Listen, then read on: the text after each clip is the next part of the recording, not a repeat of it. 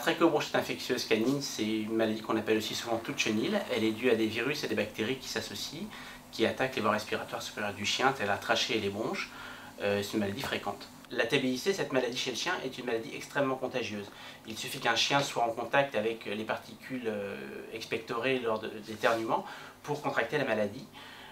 C'est-à-dire qu'en promenade, à la chasse, au club d'agilité, le chien peut attraper la maladie. C'est une maladie qui passe très très vite d'un chien à l'autre.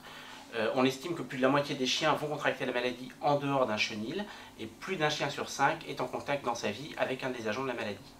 Alors la TBIC est une maladie qui s'exprime essentiellement par l'apparition d'une toux quinteuse, qui est forte, qui gêne énormément le chien, qui le fatigue beaucoup.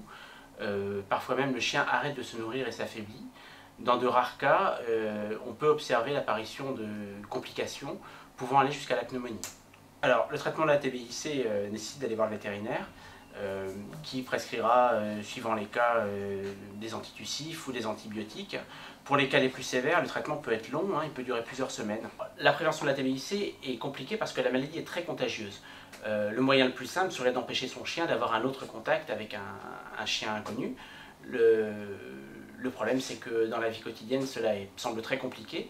La seule prévention efficace et simple, c'est de vacciner son chien contre cette maladie.